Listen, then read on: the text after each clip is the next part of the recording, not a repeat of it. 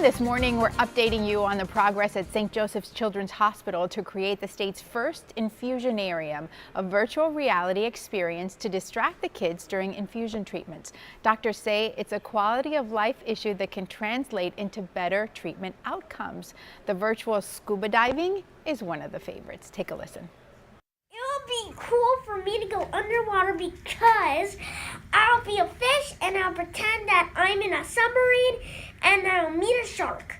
You can see all of the ocean life. In studio with more, we want to welcome Isabella Ramirez, who is a cancer survivor. We also have Dr. Mark Mogul, who's a pediatric hematologist and oncologist, and also businessman Scott Fink, who's helped make this dream a reality for the hospital. Welcome to all of you. Isabella, I'm so excited to have you. It's the first time we're hearing from a patient who's been exposed to this. Tell us which experience you did and how was it for you? I did two actually. I did the scuba diving, the underwater, and I did the flying one where you're parasailing and stuff. They were fantastic. I mean, watching it, you feel like you're there. Like you feel like you're underwater with all the fish. They're like right there, right up next to you. So when that little boy says in the video, "I got to meet a shark," he's not kidding. He really feels like he did. Yeah, jellyfish, everything. What does it mean for the families who are at the hospital? These are treatments that go on and on. It's good to have a distraction. It is. It really is. When you're going through all that, you need something to distract you and take you to a place outside of where you're trapped in. It's great to go somewhere, you know, like you're on a vacation and pretend you're not getting treatment, you know, take you somewhere else.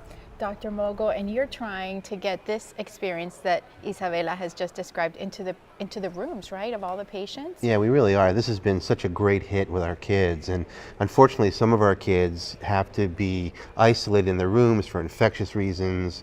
They're at risk for infection if they leave their room, so in order to provide the same great experience for them, we're duplicating it in every single patient room. So it's going to really expand the project. Yes, absolutely. Scott, when we first started talking about this last year, this came from a conversation that you had with a former Disney Imagineer in California. How does it feel when the two of you talk about what the hospital is doing with it to this point? Oh, it feels great. And I often think back to that conversation he and I had at that hospital in Orange County.